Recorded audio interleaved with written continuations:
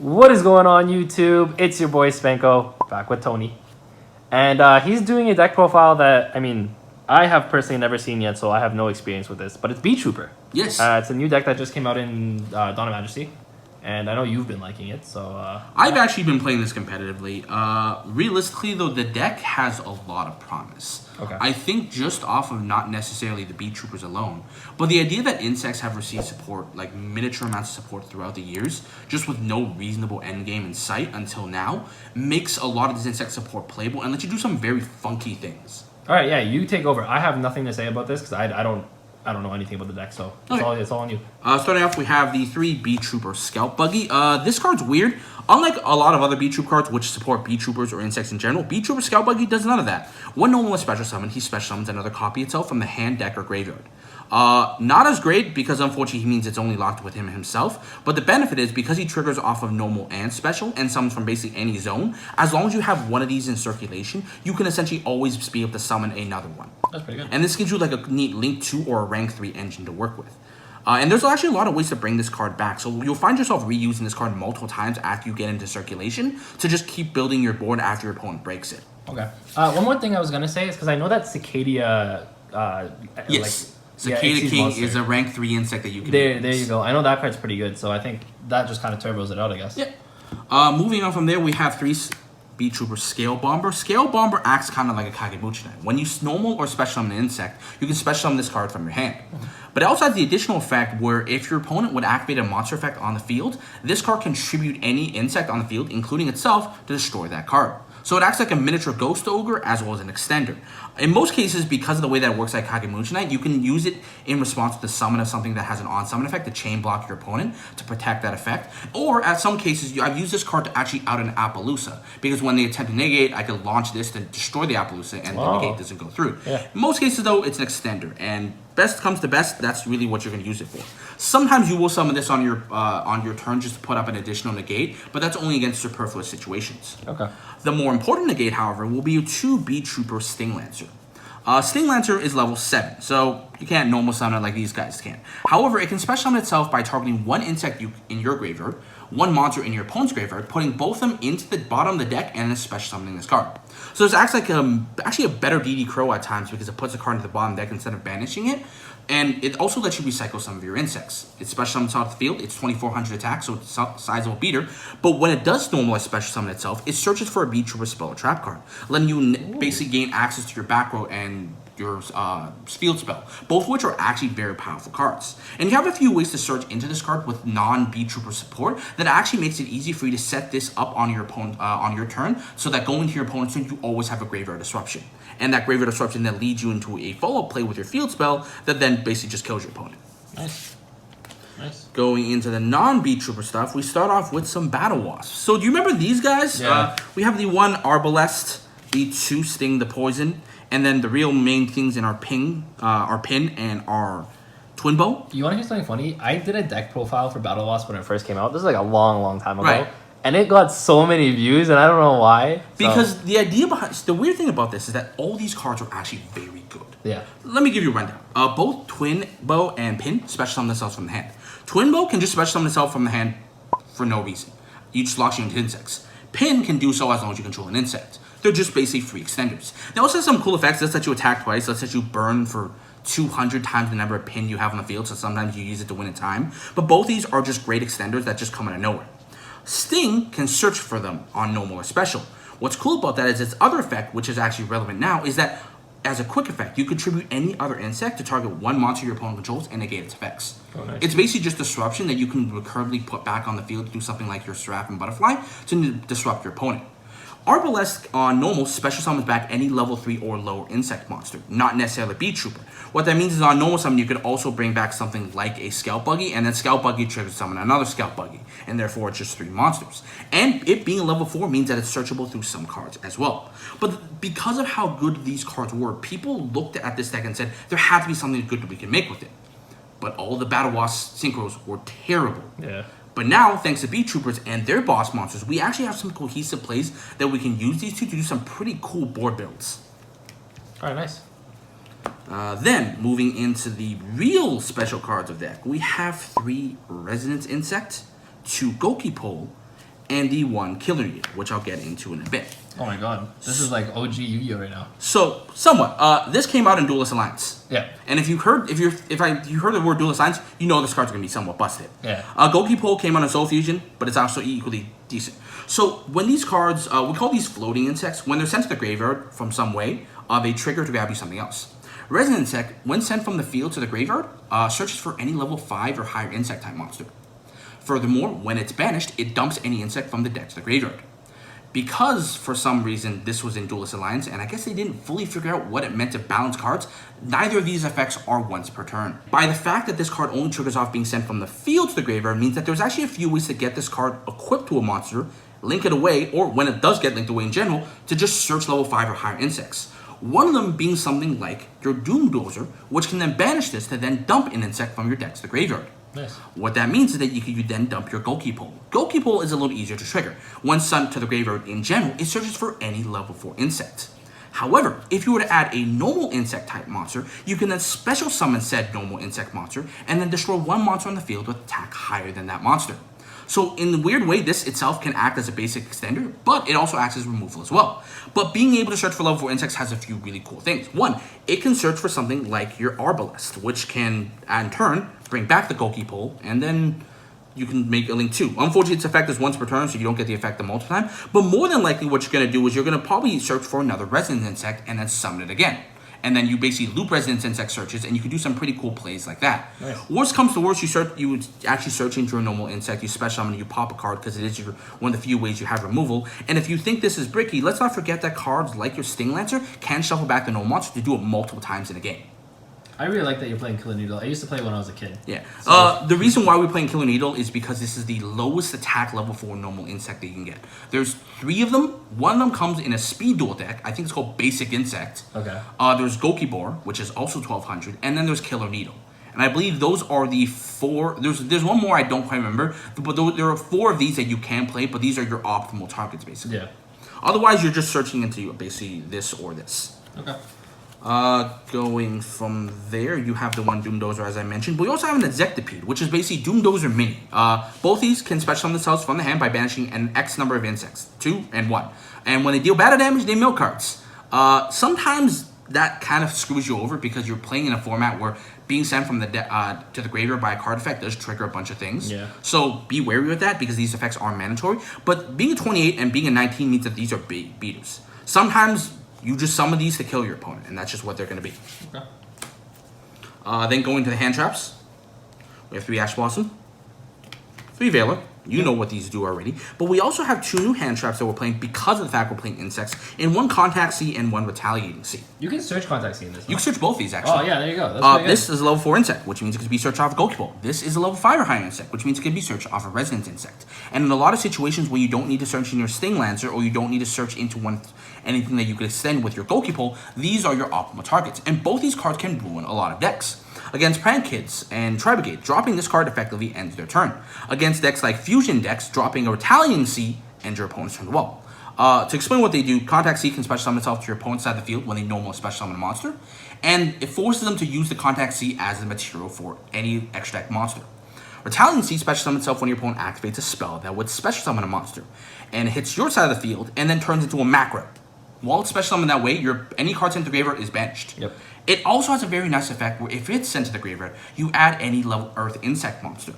And that lets you add your Resonance Insect. Which means even in games where this card isn't naturally live because maybe you're playing the wrong matchup, I've normal summoned this card and linked it away and just grabbed the Resonance and start my plays. Oh, that's not bad. It's actually a starter just as much as it is as a hand trap. As a hand trap. Nice. Wait, so there's no way to search like less than level 4 monsters? No, unfortunately there is not. Okay, because I was gonna say if Maxi ever randomly came back. Well, I mean, technically, Retaliating C searches for any Earth Insect. Oh. Which means if Maxi does come back, you're playing 3 of this just to get into Maxi. Yeah. And that's funny as hell. Unfortunately, there isn't a way to search at level 4 low, which means in situations like your other Battlewasps, there's no real way to search into them. Okay. You just hope to open them. There is ways to tutor into your Beetroopers though. Okay. And we'll get that when we get to the X deck. Okay. Going to spells, we have the 1 field spell, Beetrooper formation. Field spell, 2 effects. 1, if an insect monster will be destroyed by battle or card effect, any insect, you special summon a Beetrooper token. basically keeps your board stabilized, but the fact that the Beetrooper monster is where it's important. Other effect, which is really great, once per turn, you can target one of your Beetroopers in your graveyard and bring it back to the field. Right. You lose life points equal to its attack, and you can attack with that monster, but it's just a reborn every turn. Obviously, you can bring back some of your bigger guys, but in most cases, you can just basically loop Buggy multiple times, just using this effect, basically taking 1,000 to put 2 monsters on the field. Nice. And that's just really great. And the fact that searchable option Sting Lancer means it's just an extender that you can search in a following turn. We're playing 3, Pot of Prosperity. There's a few options you can see people play if you ever go check out some lists. Some people play Extravagance. Some people play Desires. All of them work. My argument for playing Prosperity is that I believe that this deck doesn't need to see more cards. It needs to see different cards. All your extenders are special summoned once per turn. Seeing multiple is a brick, theoretically. So being able to dig 6 deep and grab an extender that you may not have is much better than just seeing 2 random cards where you might see a card that you already have and it's dead either way. Okay. Or, obviously, you don't want to Desires into Desires. Okay, and yeah, so if you're more of a budget player and you're not rich like Tony. Yeah. Just go for Extravagance or go for Desires. Yep. Yeah, those 2. Okay. We have the Mo Monster Reborn. Reborn is Reborn. Of course. Then we have the traps. We have the 3 Imperm. We know where this is going.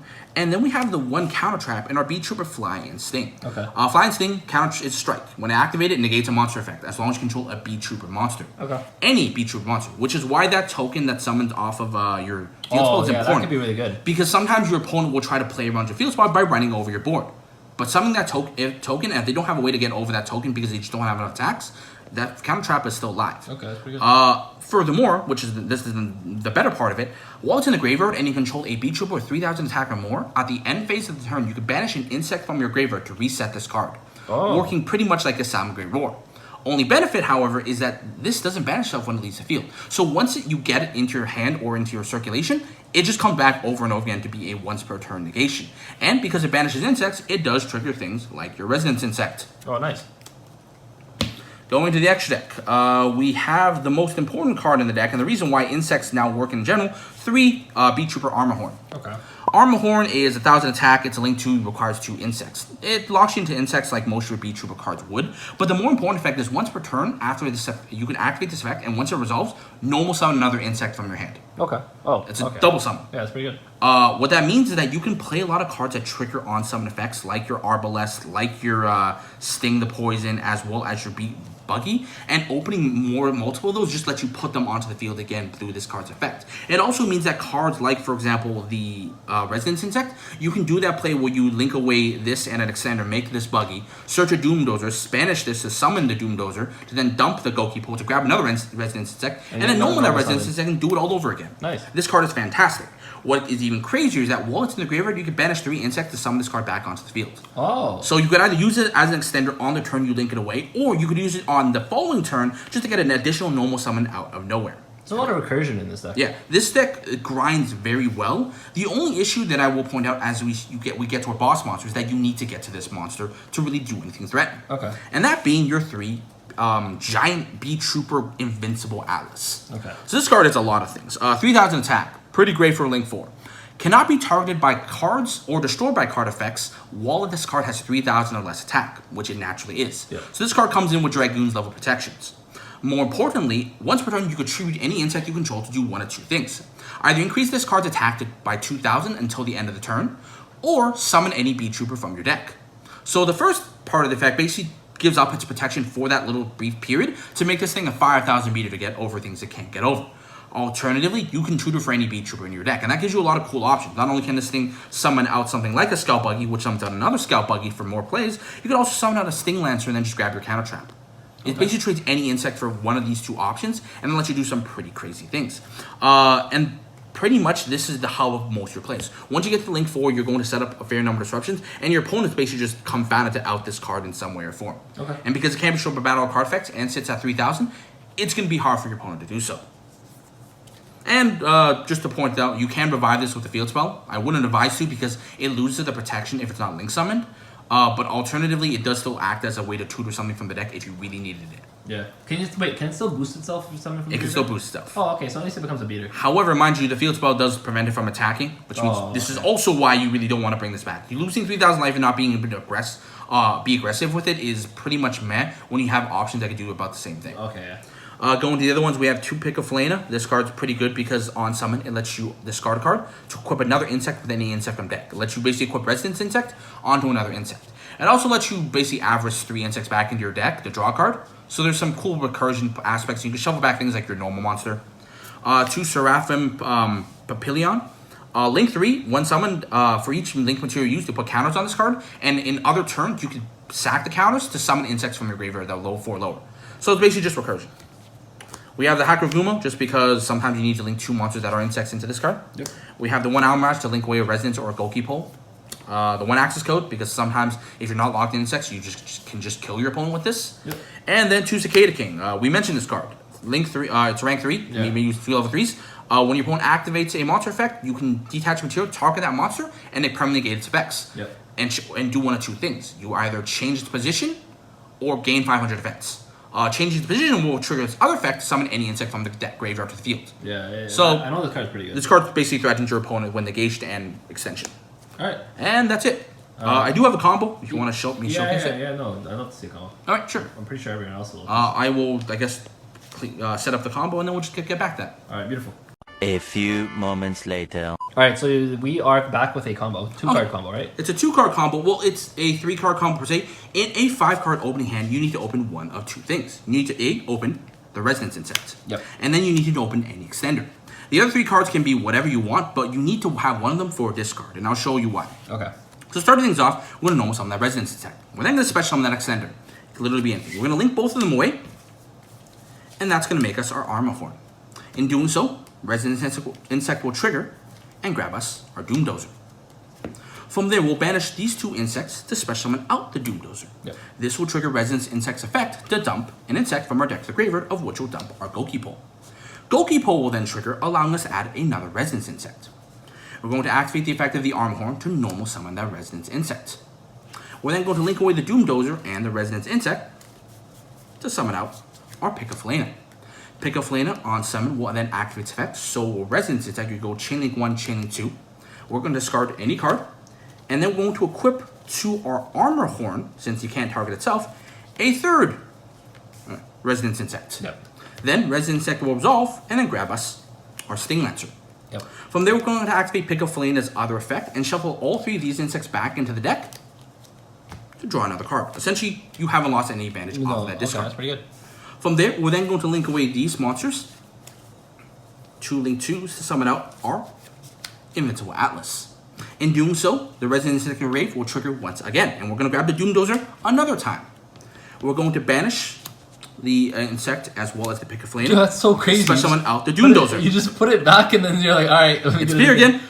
This will once again trigger the effect of the Resonance Insect in our deck got banished, and this time we're going to dump a Scalp Bug. Tony, maybe it's because I don't know this deck at all, but I am actually low-key, like, I don't think this deck is, like, obviously the best deck in the format or anything. But no, but it's definitely nutty. Very interesting. I mean, this deck does not slap. It surprising stinks. For real.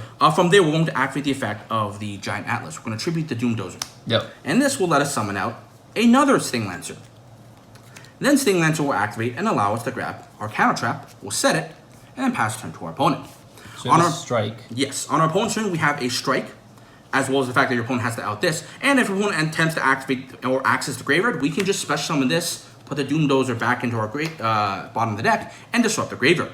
But because this special summon itself then, it triggers its effect to search, which will then grab us our field spell. Why is that particularly relevant? Because then on the following turn, let's say they do out this board, we can activate the field spell to bring back the Giant Atlas, maybe do something with that, because then let's just reset the trap.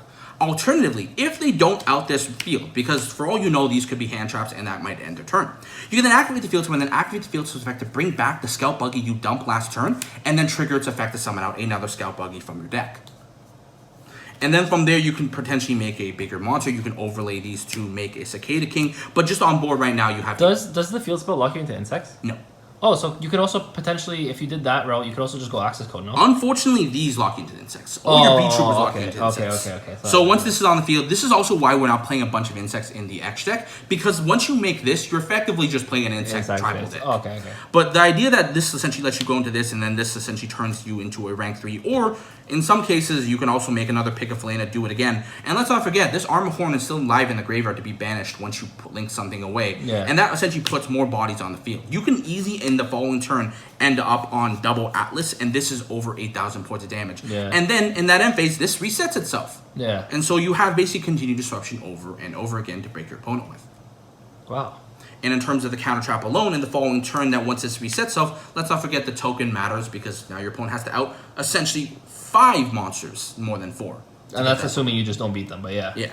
And this is off of 2 cards where you lose no advantage. Yeah, you still have 3 cards in hand at this point. Right. And there's actually a lot of cool ways you can like set this combo up in the same way. Like there's ways where I've again opened the Retaliating Sea, open Extender. There's one way to do it. I've opened something like our the Battlewasps, and I just done Battlewasps plays, because then you can do something like normal summon this Twimbo, extend, and then you end on this and a Seraphim. Yep, the Link 3. With the Sting in the graveyard. And then on your opponent's turn, you just bring back the Sting, search for another Battlewasp card, like an Arbalest, and then you can use this to launch this to negate an effect. So there's a lot of interesting configurations for negation that I'll let other players figure it out. But I think this deck's main power is the fact that it has so much swarming potential. Yeah. Insects is a swarming deck. That's what they're suggesting you to do. Yeah. And the fact is, this is just, I guess, skimming the surface of what this deck can do. We get more support with more Beetroopers coming up, and because of that, this deck is bound to get better. So for the people who are like thinking of picking up the insect stuff, do so. This stuff probably will be relevant. Things like Insect Imitation can also be played in this deck. You can sack this to summon this. You can sack a level 1 to summon this, and they all trigger their own summon effects. Things like Multiplication Advance, I would not advocate it, but it can be played. There's just so much insect extension support that are just waiting to be abused, and it's just only a matter of time until we get more boss monsters that make our end game so much better. So look out for this deck. I'm thoroughly impressed, to be honest with you. But thank you, Tony, for showing us the deck profile and the combo. I appreciate it as always. Definitely something I've never seen before. But yeah, if you guys enjoyed, make sure to like the video, subscribe to the channel. Tony, got anything to say before we head out? No, that should be everything. I guess visit my channel when you get a chance. You'll probably find the same thing for this one, but every once in a while I do some very unique things, but I try my best to be very in-depth in my deck profile. So if you like that, come take a look where I am. Link will be in the description, okay? And with that, guys, Spanko and Tony signing out. Peace.